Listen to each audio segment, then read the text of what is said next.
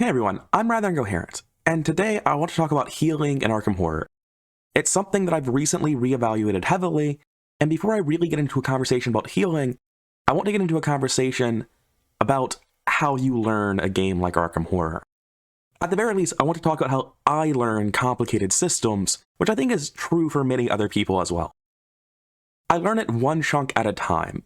I start with one thing, I begin to understand that, and then I expand onto something else. And as I learn about this new thing, I'll see how it interconnects to the previous thing, and I'll slowly build out more and more chunks, this large web of understanding. But there are two ways that process of learning and growing this web of understanding throughout this complex system has issues. The first is that the better you get, the more chunks you have, the more you understand, the harder it gets to learn.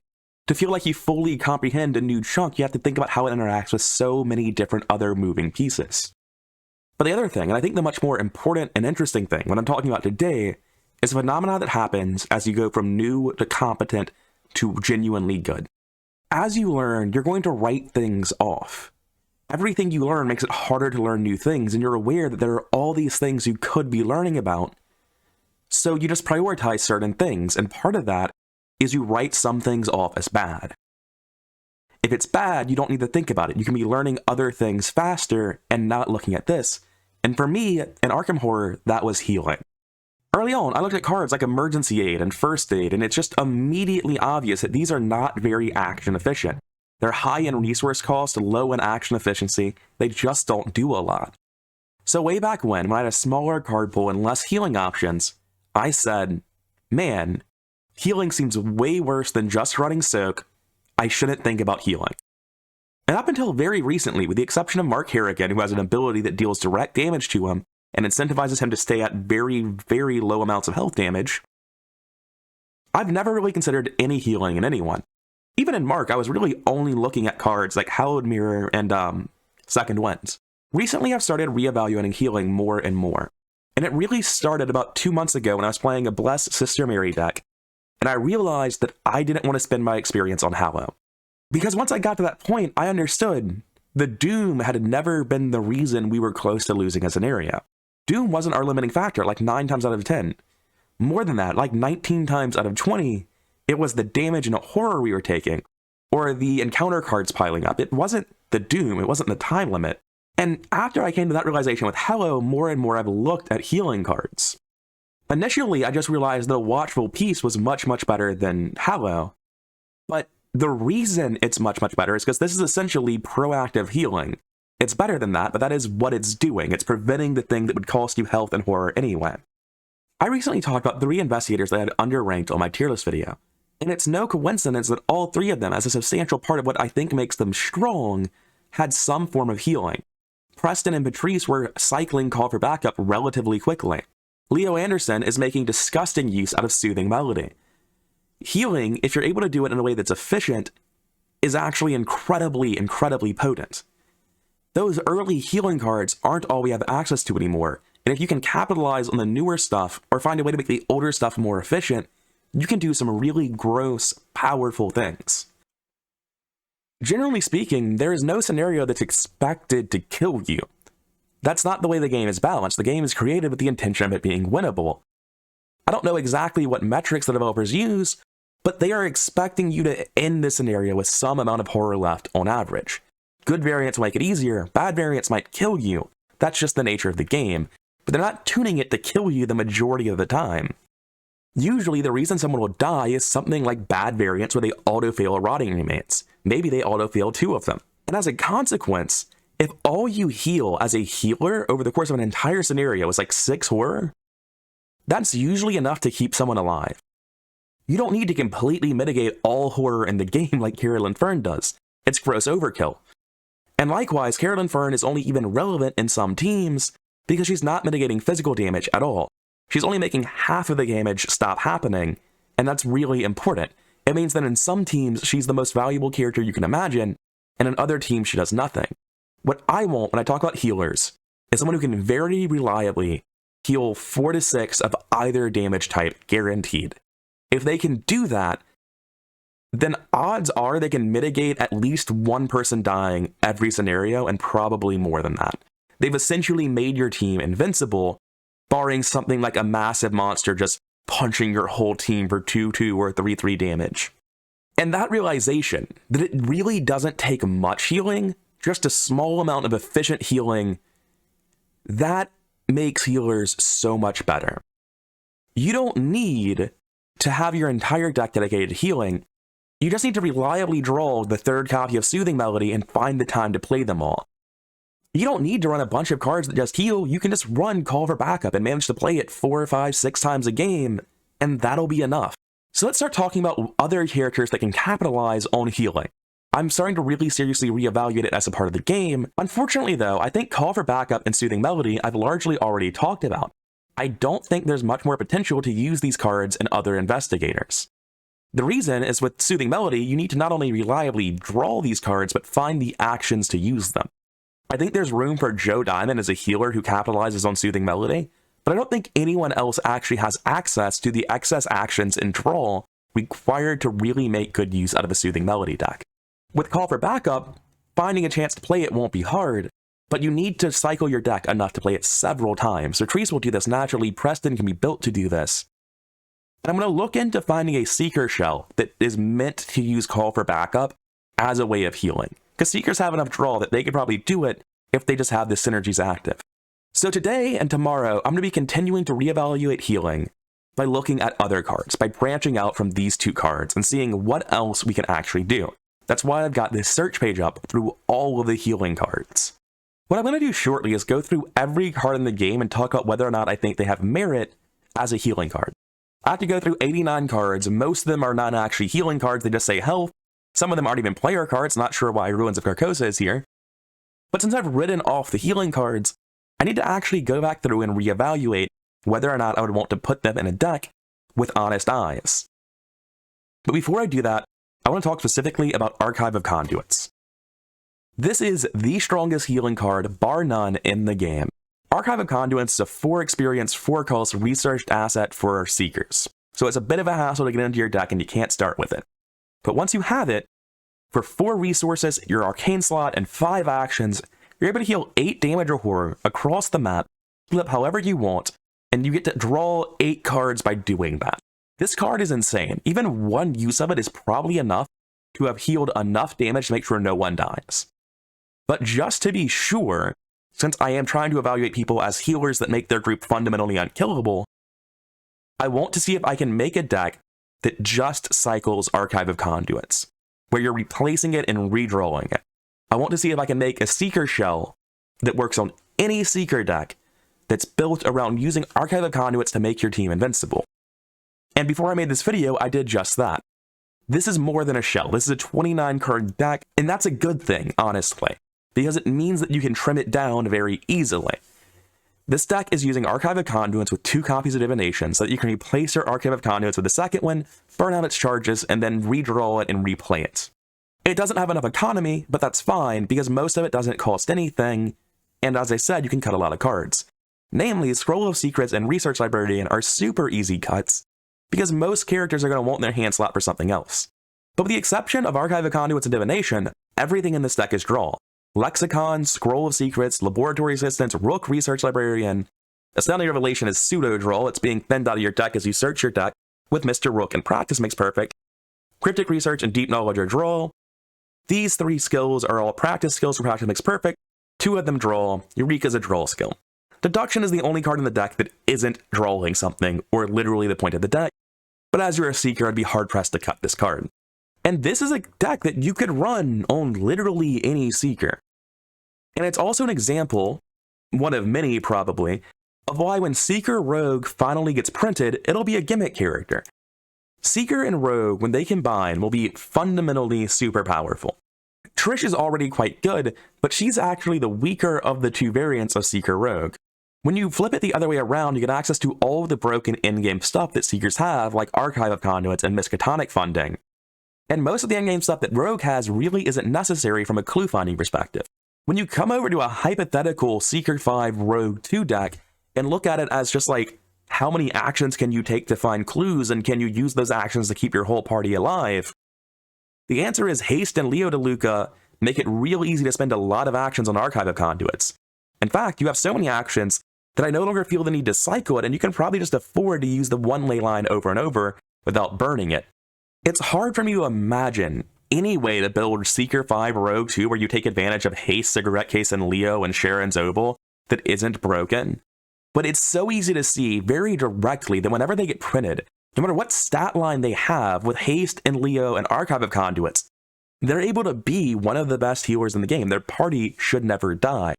And again, it doesn't matter what kind of gimmick character you make them, they can just abuse the shit out of Occult Lexicon to deal the damage. If they have burst damage for big monsters, healing for the whole party, even at one book, they'd be able to be built in such a way that as a Seeker, they could find some clues. I can't imagine a way for Seeker 5 Rogue 2 not to be busted, and one of the many ways it will be busted is abusing Archive of Conduits with 5 action turns. But coming back to the Seeker shell idea, I do think that you can just make a really potent, powerful character that is designed to use a pretty normal Seeker deck plan. Most of this stuff isn't off the wall. Scroll of Secrets is weird, Divination is weird, Archive of Conduits wasn't previously being put into a deck, and your deck might not run Laboratory Assistant or Research Librarian, but everything else in the deck, I guess except Eureka, it's all pretty normal. If I cut out all of the weird stuff where I was just trying to cram out as many draw cards as I possibly could, you're left with a really normal looking pile of Seeker cards that just happens to have 3 new assets in the Arcane slot. So I do think any Seeker can be built as a healer using Archive of Conduits. And legitimately, I think that just like the basic power level of this deck, just how many clues it can find, how fast it cycles through, its abuse of Archive of Conduits, its abuse of Occult Lexicon 3. I think it's impossible for me to rank any Seeker other than Parallel Daisy beneath A tier. Because all of them can do this. You can just ignore whatever text is on your character card, play this deck, and this deck kills big enemies, it heals your team, it finds clues, no matter which Seeker stat line you pick. Parallel Daisy is the only character of all the Seekers that cannot run Archive of Conduits and has to be evaluated as something other than this as the floor for their deck. And that's really gross. Archive of Conduits is legitimately really disgustingly strong. But enough of that, let's talk about cards that aren't Soothing Melody, that aren't Archive of Conduits, and that aren't Call for Backup. I'm going to be going through this pretty briskly. I might miss a card, I hope I don't, but I don't want to waste your time reviewing 89 individual cards. Ancient Stones is good for horror healing, but it costs quite a lot of experience, and Seeker has better options for 4 experience that we just talked about, so I don't feel the need to cover it. Bandages can't be used if someone's already at 1 health. If I'm bringing you specifically to keep the rest of the team alive, I don't want that sort of condition to be placed on your healing. So even though it's a really good card in someone who's not here as the healer, just for the additional health that it represents, it's actually a lot less valuable in my eyes for someone who is specifically a healer. Book of Psalms is a great example of a healing card that is bad at healing and so action and resource inefficient that I wrote off healing as a whole. However, it's also worth mentioning that Book of Psalms is playable. Specifically, it is playable in Daisy with Versatile to be used as a free action with Abigail Foreman to heal 2 horror, and that puts 4 blessed tokens in the bag for 1 secret. And that is like actually really strong blessed support for a team. Usually you'd be worried about consistency in a Versatile deck, but with Research Librarians drawing your old books of lore and then being Daisy, you can probably get away with that. Also, Joe Diamond can probably use the Book of Psalms, but he has access to Soothing Melody, so it doesn't matter. But I will be opening Book of Psalms just to remember I need to look at this in Daisy specifically. And I will probably be writing it off, because Daisy has access to logical reasoning in class. She doesn't need this. She can already do horror healing. But it's so flavorful and so spicy, and makes her arguably one of the best support characters in a Blessed team, or Cloovers, whichever you want to build it as, that I need to keep this in my mind to think about later. Coming down to Clarity of Mind and Earthly Serenity, and we'll come to it later, Healing Words, Mystic has access to a lot of cards for healing. The Clarity of Mind and Healing Words are really, really inefficient, the sort of stuff I wrote off initially, and then the more charges, more healing level 3 versions are usually just not a thing you consider in a Mystic because your Arcane slots are filled and you can't afford to do this. Earthly Serenity is much, much better because you're testing brain and healing by the amount you succeed by, which allows you to vomit out all the charges in 1 action. But again, it takes up an Arcane slot that can be real janky. I'm going to talk about all 3 of these cards in great length in the one deck that I think they work well in, which is Dexter Drake. Dexter Drake has a fighter-healer build that I think is actually legitimately incredibly powerful and the best way to build him, and in fact, the only way that I would really consider playing him, because it feels like it just capitalizes on his ability in a way that no other build really does. That said, in every other character for Mystics, if you're not running Cyclopean Hammer with good ways to find it, and only Dexter really has that, then your arcane slots are going to be taken up doing other things. And you're also going to be paying an action and a resource for these cards that Dexter isn't. So I really think this is a specific thing about Dexter Drake that I'm evaluating, and I don't feel the need to look at these cards any further than that. Emergency Aid is a 2-cost event that heals 2 damage. That's just like not very much, right? It's action efficient. Like that's the rate I want for actions to resources. But I don't want to spend a card every time I do it, and I don't want to only get one use out of it. I want to do it more than once. Coming over to First Aid is the exact opposite problem. I get to use it 3 times for the 2 resources in a card, so it feels much better, but it's only healing 1 damage or horror at a time, and that's just such a slow rate of healing that it's not worth your actions. The upgraded First Aid is much better, because it's healing 1 damage and 1 horror, but at 3 experience and blue, why would you ever run this over Hallowed Mirror? And the answer is you wouldn't, so there's no reason to further talk about this. Grimm's Fairy Tale, just like the bandages from earlier, might or might not be good at healing, but it ultimately doesn't matter because I can't choose to do it if somebody's about to die. I need to be able to just guarantee that I'm going to heal you when you need to be healed, and since Grimm's Fairy Tale isn't doing that, I don't really feel the need to think about it more than that right now. Jessica Hyde and Peter Sylvester aren't really healing, but I will make a note here that this is one of many ways that Will Yorick can use Solemn Vow to essentially heal his team, by putting the damage he's taking onto Infinite Soak assets and then taking the damage for his team. Or not even for his team, but from his team. And since Solemn Vow isn't going to show up on this list, I don't think, aside from Will Yorick, I don't think anyone else is really using Solemn Vow well enough to talk about it further. I'm trying really hard to give Kerosene an honest chance. I just look at this 3-cost, 1 experience asset with conditions about how I get to heal 2 horror for 3 supplies, or 3 times rather. And it's just like, it's a thing. I could see it being fine, but why would I choose Kerosene over the alternatives? Once again, we come to another blue card that, yes, it does have healing on it, but as always, why should I ever run this over Hallowed Mirror? And the answer is, you shouldn't. It's just worse than Hallowed Mirror. Liquid Courage is a way for green characters to turn spare actions into horror healing. That's really nice. The level 0 version has the ability to give you extra horror healing if you pass, but if you pass, you probably shouldn't have needed the horror healing to begin with. You have a higher head score. And then if you fail, you're going to discard a card at random. That really sucks. You'd probably rather the higher level one, where if you failed, you heal an additional horror, but then you still discard a card at random. But that really just gets into the problem. Liquid Courage is one of the few forms of healing that has an explicit downside. So even though Liquid Courage is a way to heal horror and green, I don't believe green has a way to heal damage. And likewise, it's not a good form of horror healing. It does give you a lot of it, but it comes with a downside that I personally am not willing to pay. Discard a random card from hand can be incredibly detrimental, and I hate that effect. Logical Reasoning is an incredibly strong bit of healing.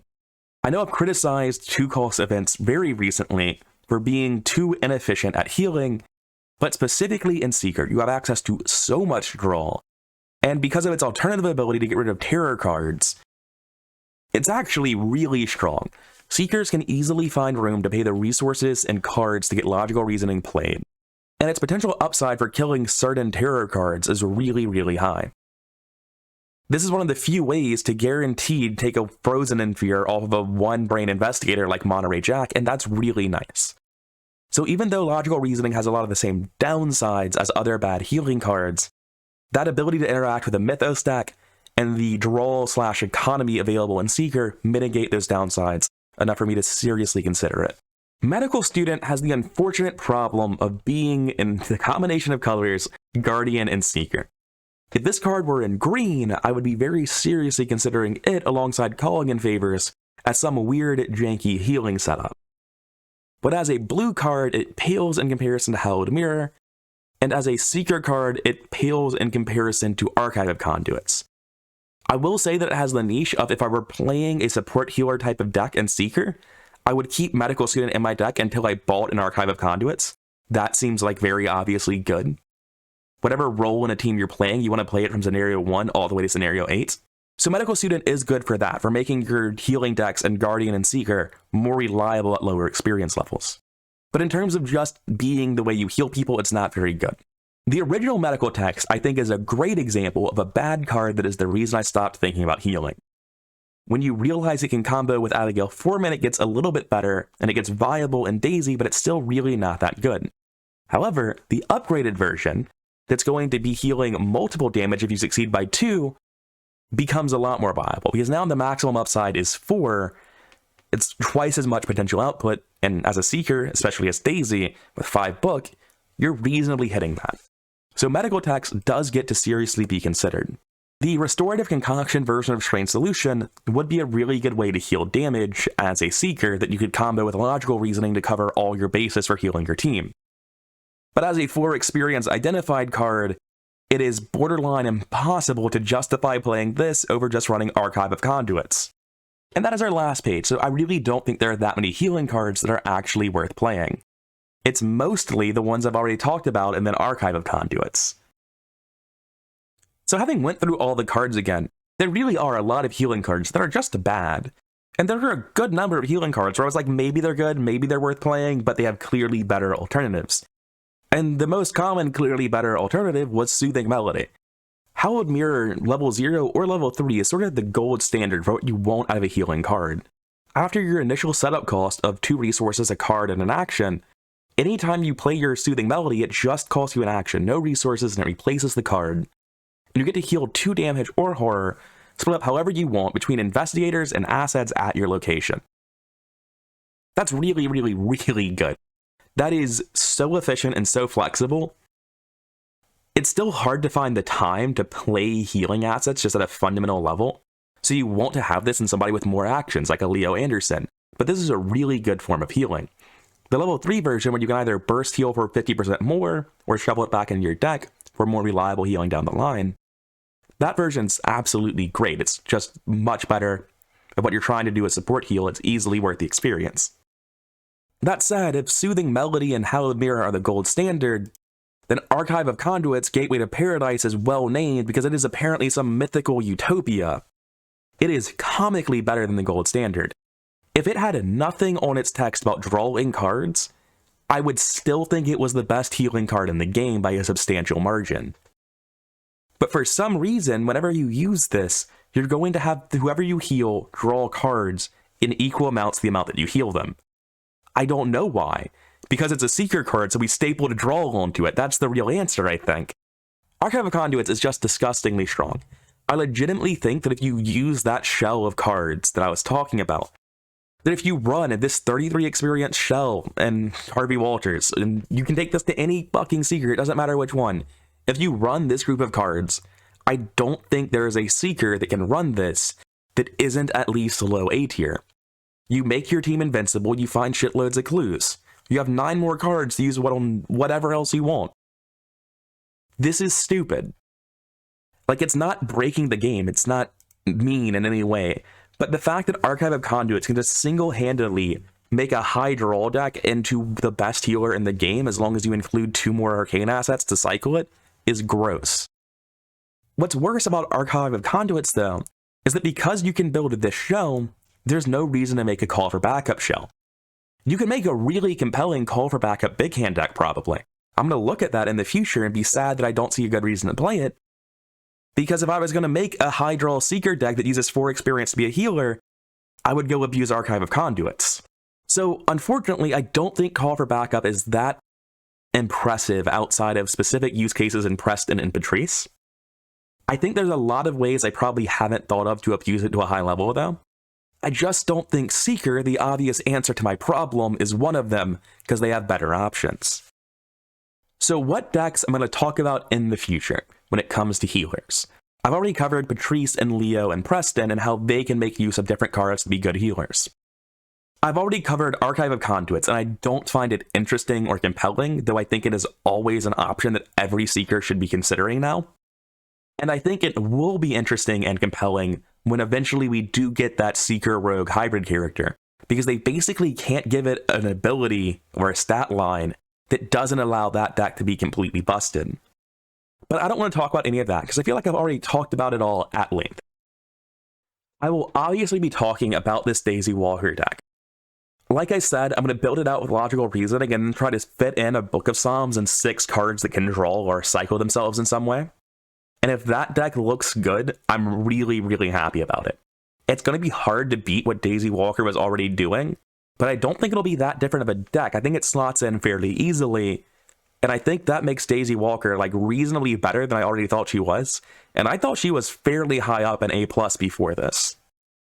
Coming over to Joe Diamond, his deck is, this is the core of the Joe Diamond Infinite combo, basically. This is what you're looking to do.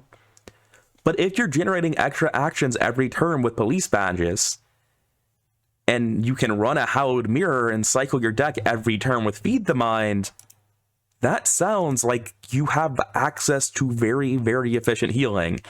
Like you can have a 2-action turn where you play 3 copies of Soothing Melody whenever you want. Like you just set up to do that in the first 5 turns, and as long as Joe Diamond's on the case, no one's allowed to die. So, generally, I think that it's hard for a Seeker not to make A tier with that shell I was talking about being available to them. But with Joe Diamond, it's like not even using that shell, doing very specific Joe Diamond things that are unique to him. I think he crawls out of B tier. I think he makes it all the way to A tier because he's a good healer. Which, like, damn, if that isn't a hot take for why Joe Diamond's a good character. But I think it's true. And also, I think that the characters that are good healers in Arkham Horror are entirely unintuitive. Because let's talk about Dexter Drake. Dexter Drake isn't someone I think of as a healer, like, at all. But looking at this deck, he feels like an incredibly valuable pure fighter that uses his dead turns to keep the rest of his team alive. This is a deck that, though incredibly different, is directly parallel to the Leo Anderson deck. It's using the character's ability for additional actions and resources to play out the assets that are relevant to the deck's game plan, the healing cards specifically. It's using cards within its own color as healing in its dead actions.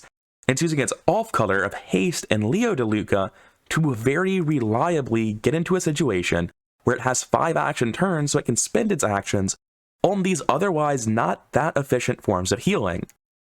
And then because you're Dexter Drake, once you've run out of charges on these healing cards, you can just cycle them out with no penalty. It seems really, really compelling to me, and it's a great example of the kind of decks that Black Market is fantastic in. This deck has no skills, it's just using Geass because it gives you +2 to your Cyclopean Hammer swings. Every single card in this deck, provided you have a burnt out asset to switch out, is playable off of a Black Market. The only exceptions to that really are Ward of Protection and Spectral Razor. That said, there's a good chance Ward of Protection does actually hit something in the Mythos phase and you still get to use it, but Spectral Razor I'd be hard pressed to actually Black Market for, unless I was specifically playing Black Market because I knew Spectral Razor was in the bottom of my deck and it was a guaranteed hit. But the deck just seems really, really strong. It just has access to a shitload of healing and dead actions to use them. But just as a healer and a fighter who's not able to get clues, building this guy the exact same concept as I built out my Leo deck, I think it's really, really compelling. And when you come over to level 0, the deck exists in almost the exact same form. Dragon Pull isn't ideal in a 3-fist character, but that still gets up to 6 with all your arcane slots filled, and that won't be hard with all of these arcane assets. I definitely need to cut something in here for an emergency cache, I think. You could just take Sharon's Opal, that's a bit sketchy. Go down to like 5/5 baseline with the expectation that you're going to heal yourself. That's actually really smart. I should just be taking In the Thick of It Sharon's Opal and Easy Mercs for early economy, and expecting to heal myself with my cards. That just looks way better, doesn't it? I cut the Armageddons, which does make it a little bit harder to reliably trigger a Dragon Pull in Scenario 1. But again, we have 4 other hits for damage spells until Dragon Pull comes online. Easy Marks fix our economy, Sharon's Opal within the thick of it is 5 more experience over the campaign. I think this is just much better. I do keep wondering if there's a way to really fit a Sixth Sense or a Rite of Seeking or something in here. And I think I don't need to. I think even just as a pure fighter with access to really good healing, Dexter Drake is a really powerful character. I think this deck is something that I would definitely rank in A+. He's using Cyclopean Hammer really, really well. He's got access to some healing that would be inefficient in anyone else, but because he gets to discount the action and the resource, it's actually really good in him. He's got better, more consistent draw than almost every other Mystic from easy marks and black markets. He just feels really, really good. And the default problems that Mystics face, bad movements, lack of good action economy, limited resources too, and all of this combining to make it really hard to go deal with like 1 health enemies somewhere else like Acolytes. Haste and Leo DeLuca fix that. And it's in a way that I really don't think any other Mystic gets to abuse. I think Dexter Drake is actually a character that I underestimated tremendously without realizing it, and it's because I wasn't seriously considering healing. And the more I think about healing, the more I think the characters that are good at it aren't the characters that people think of as healers. It's weird combo Joe Diamond decks that rapidly draw all their hallowed mirrors. It's janky healer support Daisy Walker or any seeker that built to abuse Archive of Conduits. It's a Leo deck built to rapidly set up and just abuse Hallowed Mirror to an ungodly degree. This is the Preston deck I was using at the end of Edge of the Earth. Black market every turn to play multiple call for backups, and sure, that's more backups than you're getting out of Patrice, but Patrice can do the same exact thing to a lesser degree, and you don't need unlimited healing, you just need a little bit. 4-4 of healing, 6-6. That's more than enough. You don't need to heal infinite horror damage, you just need to heal enough to prevent someone from dying. In the past, I think the only characters I really considered to be healers were Bob and Carolyn. But the more I think about it, the less I care about your ability with regards to healing. Abilities can help you be a healer. Bob isn't a healer entirely because of his ability. It's a very unique form of proactive healing where he stops you from ever taking the damage by giving you the soak. But you don't need an ability to be a good healer, you need access to specific things that are based in your card pool. Or maybe you can have an ability that doesn't even seem related to healing like Dexter's, but it can make bad healing into good healing. And I think I'm mostly making this video because this has been such a revelation to me, and I feel like a lot of other people have been in the same spot I was, where they just said healing is bad. And yeah, in an ideal world, healing is bad, you shouldn't have taken the damage. But in the real world, where the only way you're really going to lose most of the time is by auto-failing Rotting Remains, healing is really good, and you don't need that much of it to keep yourself alive through pretty much anything. Okay, I've been going for a while, I've covered a lot of topics in this video, and I'm worried that I'm rambling and getting off-topic and incoherent. I'm hoping I'm not living up to my namesake here. So I'm going to call the video here, edit it down, make sure it's consistent and good. And then, tomorrow, I think, I'm going to do live deck building videos for Joe and Daisy and see how those healing decks shake up. And if you have ideas for cards that I'm discounting as healing or characters that can heal in unintuitive ways, please tell me in the comments. I would love to fucking hear them. I would love to have more healing deck videos like next weekend as I realize just how many things I'm missing without even realizing it. Anyways, that's it for now. I've been rather incoherent, hopefully in name only, and I'll see you in the next one. If you like the video and you aren't subscribed, then go ahead and subscribe. There'll be more content just like this coming in the future.